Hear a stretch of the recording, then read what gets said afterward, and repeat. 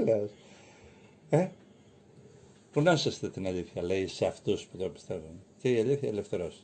Από εκεί αποδεικνύεται. Αν οι αλήθειές σας δεν σας οδηγούν σε εσωτερική ελευθερία, τότε οπωσδήποτε δεν θα είστε εχμάλωτοι. Στο παρελθόν σας, στα βιώματά σας. Θα είστε εχμάλωτοι στις αντιλήψεις σας. Θα είστε εχμάλωτοι στις πίστης. Θα χρησιμοποιείτε και τη θεϊκή αγάπη για να είστε κακοί. Αλλά θα λέτε ότι είστε κακοί. Καλοί. Θα είσαστε εχμάλωτοι στις επιθυμίες σας, στα όνειρά σας, στην καθημερινότητά σας. Και μετά θα γίνονται όλα τα υποκατάστατα, εκείνα τα μαγκουράκια που χρειάζεται. Μετά θα χρειάζεστε ένα σπίτι για να είστε καλά. Έναν εραστή για να γίνετε πιο καλά. Όταν θα το βρείτε όμως τον εραστή και το σπίτι, δεν θα επαρκεί το σπίτι, κάπου θα μπάζει, κάπου θα γυρογμέσει, ο άλλος ο τύπος θα έχει λίγα προβλήματα ή τύψα και θα αρχίσει μετά ξανά μανάει φθορά. Και τι θα αποδειχτεί στο τέλος των πραγμάτων, τα αποφεύγω τα άλλο, ελπίζω να σκέπτεστε αυτά που λέω ή σε ελεύθερο χρόνο να τα σκεφτείτε. Στο τέλος τι θα γίνει? Η αλήθειά σας δεν θα σας έχει κάνει ελεύθερος. Αν όντως αγαπάτε την αλήθεια, το Πνεύμα το Άγιο, το Θεό, αν όντως αγαπάτε την αλήθεια, θα πρέπει οι αλήθειες της ζωής σας, καλές ή κακές, να σας οδηγούν σε ελευθερία.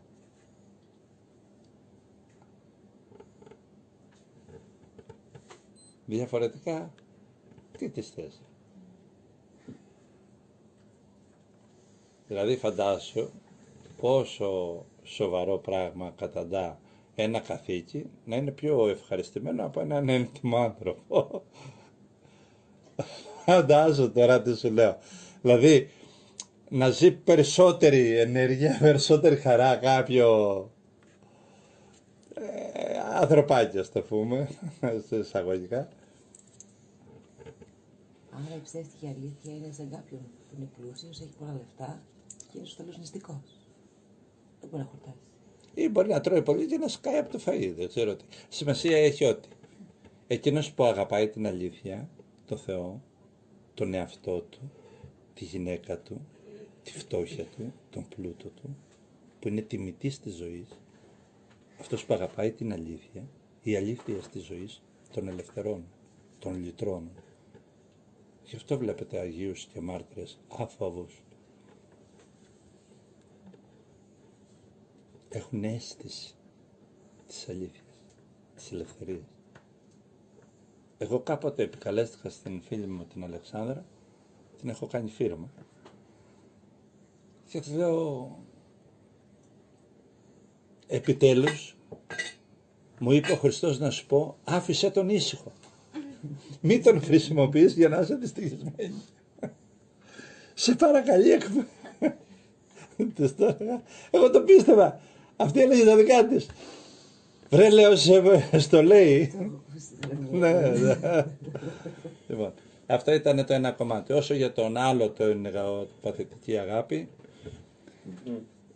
είναι ένα πολύ σημαντικό κομμάτι, όμοιο με την αλήθεια, συνδέονται αυτά τα δύο μεταξύ τους, αλλά έθιξα εγώ κάτι που το έχω ζήσει και το έχετε ζήσει όλοι, πιθανόν να το έχουμε κάνει κι εμείς.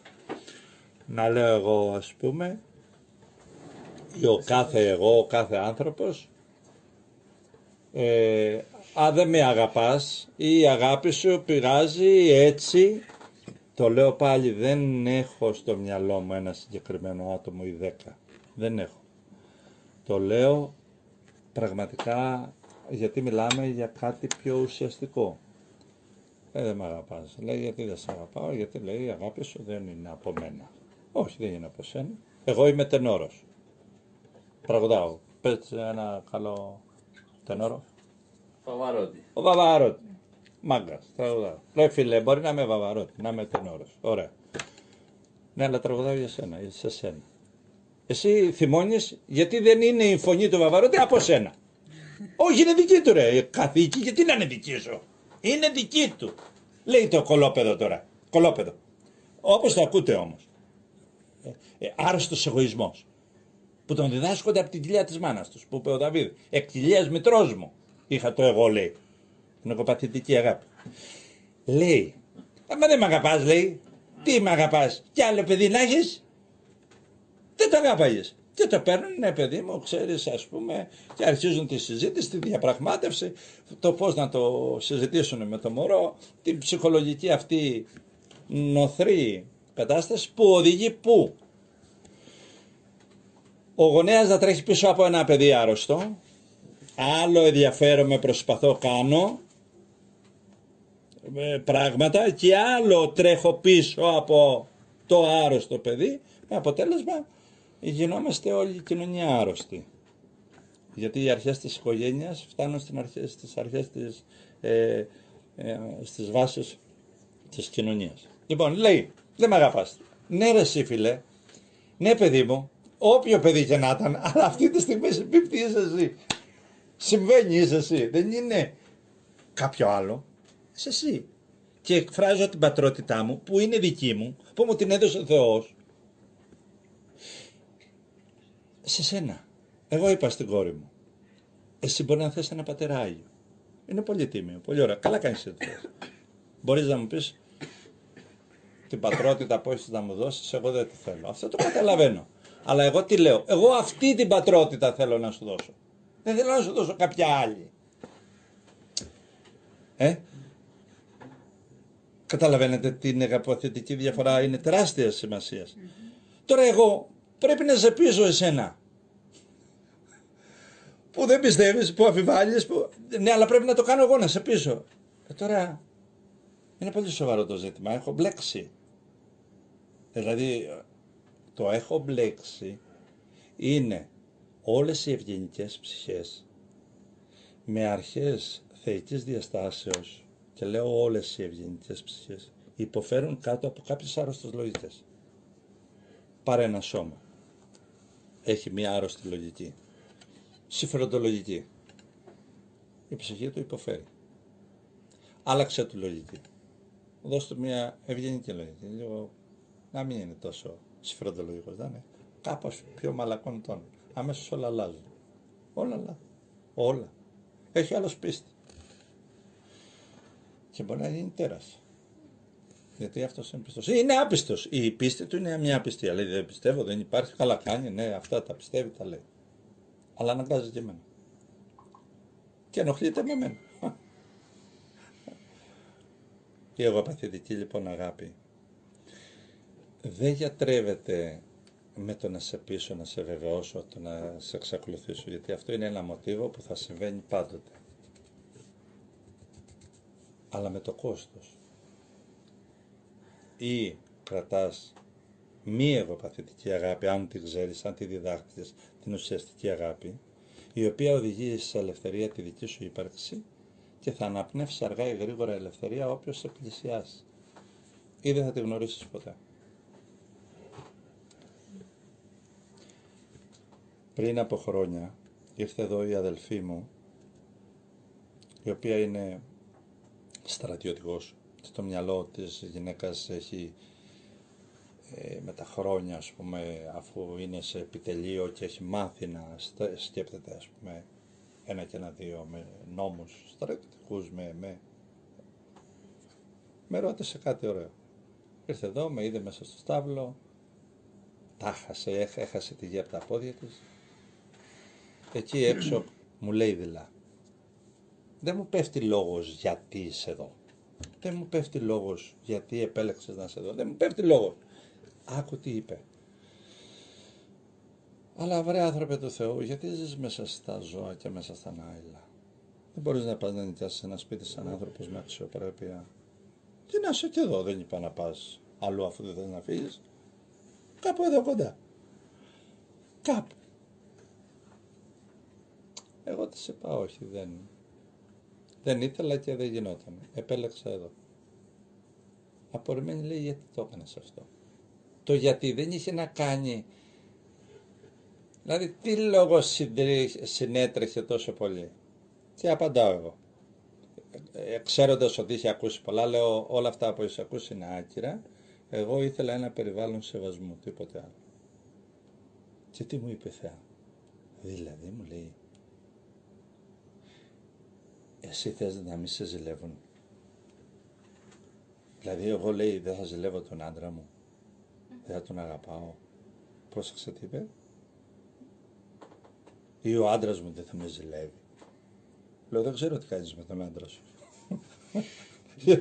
Κάντε ό,τι θέλετε. Ζηλευτείτε, βαγωθείτε, αγαπηθείτε, είναι δικό σας θέμα. Εγώ μίλησα για μένα. Εμένα με υπερβαίνει. Με ξεπερνάει, δεν το άντεχα. Δεν γινόταν. Και έτσι μια χαρά είμαι εδώ. Αυτό δηλώνει ότι η εγωπαθητική αγάπη ήταν τόσο συνυφασμένη, τόσο αποδεκτή μέσα της, που είχε για ανομαλία το άλλο.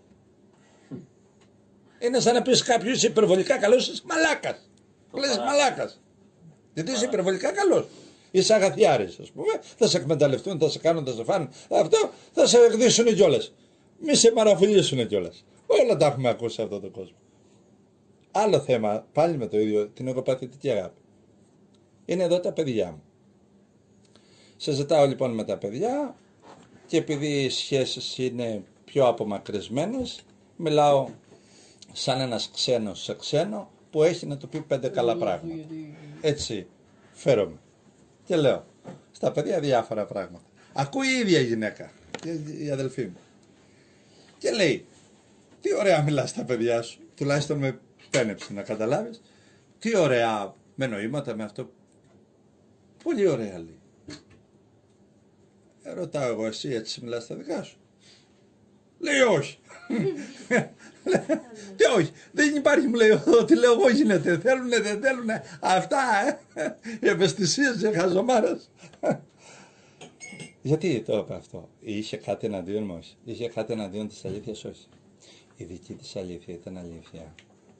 Ήταν έρωτας, συνυφασμένος με μία αγάπη εγωπαθητική, η οποία σταματά εκεί. Είναι ο προσωπικός κόσμος που χτίζεις. Αυτό είναι. Και λέω εντάξει, αν είναι έτσι, έτσι είναι. Αυτά ήταν τα δύο θέματα. Γνώσετε την αλήθεια. Μια άλλη φορά μέσα σε αυτό μπορούμε να σας πω γιατί οι άνθρωποι δεν αγαπούν την αλήθεια. Γιατί δεν αγαπούν την ελευθερία. Γιατί δεν αγαπούν την αλήθεια? Γιατί ενώ οι αλήθειες τους μέσα τους δεν τους δίνουν ελευθερία, αυτοί κρατάνε εκείνα που δεν τους δίνουν ελευθερία. Όταν εσύ κρατάς εκείνα που δεν σε ελευθερώνουν, τι περιμένεις? Μου θυμίζεις αυτό που λένε κάποιοι στο χωριό μου, λέει, εγώ έχω προτεραιότητα καταργώντας τον κώδικα οδικής συγγνώμη. Στον κόσμο μου εγώ κάνω κουμά. Το άλλο είναι μετά που είχες πει για τον έρωτα της αιχμαλωσίας. Ναι. Ναι. Τώρα δεν μπήκα εγώ στις αιτίες ποιες είναι. Γιατί μια φορά με ρώτησε μέσα μου μια φωνή, μέσα μου, πώς ακούει κάποιος μέσα του, έχει τη σκέψη του, κάτι μέσα του που ζει. Η ερώτηση ήταν, άνθρωπε, γιατί οι άνθρωποι δεν είναι ελεύθεροι? Εγώ αντί να απαντήσω ρώτησα, γιατί κύριε? Και η απάντηση ήταν απλή, έχουν άλλους έρωτες. Δηλαδή, λέει, ας πούμε, αγαπάω το Θεό. Αλήθεια λέει. Είναι πραγματικά αληθινός, τον αγαπάει το Θεό, δεν λέει ψέματα. Αλλά βαθύτερα μέσα του αγαπάει τον εαυτό του πιο πολύ από το Θεό. Λίγο, όχι πάρα πολύ. Τον αγαπάει τόσο λίγο παραπάνω, ώστε να μην φαίνεται ότι λέει αγαπάω το Θεό και εγώ θα έδινα τα παιδιά μου, τη ζωή μου, τα πάντα, ναι. Και μου λέει ο Θεός λέει ψέματα. Λέω, όχι κύριε, τα εννοεί. Γιατί όντως τα εννοεί. Για ρώτα τον λέει, θα γίνει ευτυχισμένος. Δηλαδή, ενώ τα δίνω όλα τα παιδιά μου, τη ζωή μου, τα αυτά μου, και ο Θεός μπορεί να μην το θέλει αυτό, σου λέει, ζεις ευτυχισμένο. Δεν θέλω ούτε να δυσδιαστείς, ούτε να μαξαιρωθείς, ούτε τίποτα. Οι έρωτες, λέει άλλος, αγαπάω τον άνθρωπο. Ναι, αλλά αγαπάει την τσέπη του λίγο παραπάνω από τον άνθρωπο. Ναι, λέω. Λίγο. Αυτός είναι ένας μυστικός έρωτας, ο οποίος όμως καθορίζει τον κύκλο της ζωής του. Και δεν την γλιτώνει. Κάποια στιγμή θα έρθει μπροστά. Κάποια στιγμή ο έρωτας θα γίνει φανερός, βέβαια. Ο Θεός μόνο κορόιδο δεν είναι. Θα σε φέρει εκεί που θα βγει ο μυστικός έρωτας, θα πει παιδιά, εγώ είμαι ο αρχηγός. Τόσο καιρό νομίζατε ότι είμαι ο υπηρέτης, αλλά είμαι ταφεντικός. Το μαγαζί είναι δικό μου. Εκεί μετά αρχίζουν άλλα. Εκεί το παθαίνουν όσοι αποκτούν ένεθεη αυτογνωσία, οι οποίοι γαλουχισμένοι μέσα στις αλήθειες της κοινωνίας, τις οικογενειακές, τις ηθικές, τις αυτές, ξαφνικά ανακαλύπτει ότι το πράγμα δεν είναι έτσι. Είναι τελείως αλλιώς. Ή τέλος πάντων σε πολλά από αυτά που αυτός ήταν στέρεο με τον νόμο, με την τάξη, με την ηθική του, ότι δεν είναι έτσι. Απλά δεν είναι. Τελικά να σου πω κάτι. Μέσα από όλες τις συζητήσεις, μέσα από όλες τις προσεγγίσεις όλων των θεμάτων, αυτό που αποστάζει είναι τι πράξη ζωής έχεις αρχικά. Μετά, αν εκεί υποτίθεται ότι πας καλά, αν υποτίθεται ότι στην πράξη πας καλά, θα αρχίσει το ξεσκέπασμα των ελαττηρίων της πράξης. Ναι. Τι κίνητρα έχεις. Ναι. Οπότε δεν τη γλιτώνει κανένας. Και μετά έρχεται η τιμιότητα. Αυτός που αποτυχαίνει, για μένα, είναι προσωπική μου άποψη, μπορεί να κάνω λάθος. Αυτός που αποτυχαίνει και το ομολογεί ότι αποτυχαίνει, νομίζω ότι τον εγουστάρει περισσότερο ο Θεός. Αυτόν που ομολογεί και ας μην έχει φτάσει. Λέει ένας ανδρολόγος, σεξολόγος στον Πειραιά. Λέει, έχω πολλά ζευγάρια τα οποία δεν έχουν θέμα. Συζητούσαμε εγκυκλοπαιδικά, έχουν θέμα, λέει. Δεν γεμίζουν με τον ερωτισμό τους, με τη σεξουαλικότητά τους. Δεν τους επαρκεί, κάτι δεν γεμίζει. Δεν το έχω προσεγγίσει, λέει, επιστημονικά, κάνουμε ό,τι μπορούμε. Εσύ που, λέει, ασχολείσαι λίγο με το πνεύμα, τι έχεις να πεις? Πάω ως τις ενέργειες προς το Θεαθήνη, ήδη πήρε το μισθό του, λέω. Τι είναι αυτό, μου λέει. Αναλόγως με τα ελαττήρια, με τι ενεργείς, αυτό παίρνεις. Ναι. Και δεν τα καταλαβαίνω. Λέω, είναι απλά πράγματα. Γίνεται να τα καταλάβεις. Άμα κάνεις έρωτα, του λέω, ας πούμε, για να αυτοπίσεις τον εαυτό σου, ότι μετράς σαν αρσενικό, πήρες το μισθό σου. Πήγες 2-5, άρα λες, κάτι καλό αρσενικό είμαι. Ναι. Ενέργειες προς το Θεαθήνη, το ελαττήριο. Πας ώστες, λέει, είσαι καλός για τον κόσμο. Ναι. Πάρεις το μισθό σου. Πήρες το μισθό, τι παραπάνω. Δηλαδή, όταν εσύ, ας πούμε, του λέγανε, φτάνεις στις σεξουαλικές σου πράξεις για να βεβαιώσεις τον εαυτό σου, θα έρθει ο μυστικός έρωτας τώρα, ο ένθεος έρωτας, τα απόκρυφα της ψυχής, οι δυνάμεις του σώματος, οι οποίες είναι δοτικές, να σου πούνε, να, αυτό είναι το σπίτι μας και εσύ είσαι ένα καθηκάκι. Δεν γίνεται αυτό. Μου είπε το περίφημο, τότε μου λέει, το έχουμε χάσει το παιχνίδι. Το έχουν χάσει. Επιστημονικά δεν το έχουν χάσει, απλά υποφέρουν. Ναι. Έως ότου. Ή να μονιμοποιηθεί, να αποκαλυφθεί. Ναι, άχρη καιρού. Μέχρι. Έως ότου. Ως ότου αποκαλυφθεί. Ναι, το καμπανάκι χτυπάει για όλους. Αυτό είναι μια μεγάλη αλήθεια. Χτυπάει για όλους.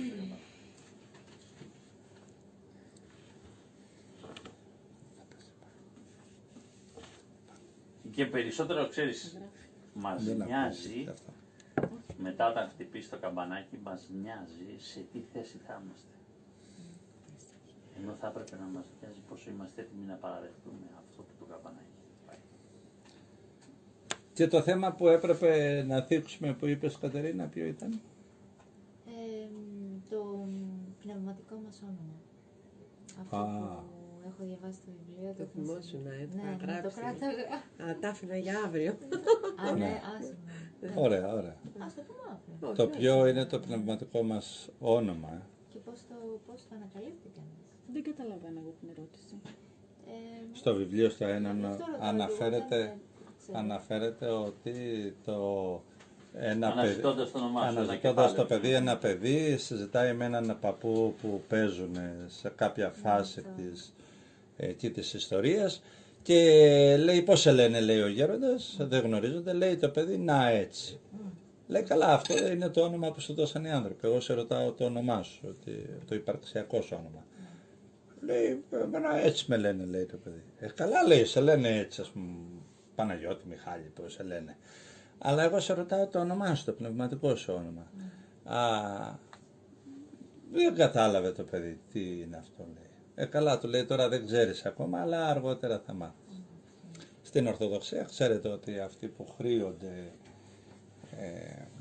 στο μοναχισμό παίρνουν και ένα όνομα, κατ' επιλογή τους. Ένα πνευματικό όνομα. Κατάλαβες. Επιλογή τους. Ναι, επιλέγουν, ας πούμε, λέει ο άλλος Χρυσόστομος, έχοντας στόχο να μοιάσει του Αγίου Χρυσοστόμου. Λέει ο άλλος τάδε. Αυτό λέω το επιφανειακό, το ουσιαστικό είναι άλλο. Το πνευματικό όνομα μπορεί να το πάρεις μόνος σου, να σου δοθεί, θα το μιλήσουμε όμως πιο συγκεκριμένα. Και στην περίπτωση των Αποστόλων, ο Χριστός βάπτισε τους Αποστόλους που τους είπε βοαναριές, παιδιά της Βροντής.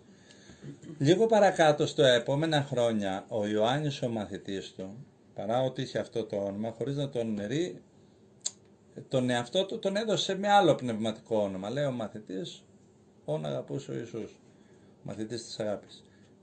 Και γίνεται αποδεκτό το δεύτερο, το δικό του όνομα. Αυτό που επέλεξε αυτός για αυτόν. Χωρίς να νερεί υποχρεωτικά το πρώτο και μεγαλύτερο κατ' ουσίαν, γιατί άμα είπε ο Χριστός παιδιά της Βροντής, τους ονόμας αυτό είναι, θες δεν θες, αυτό είναι. Τελείως.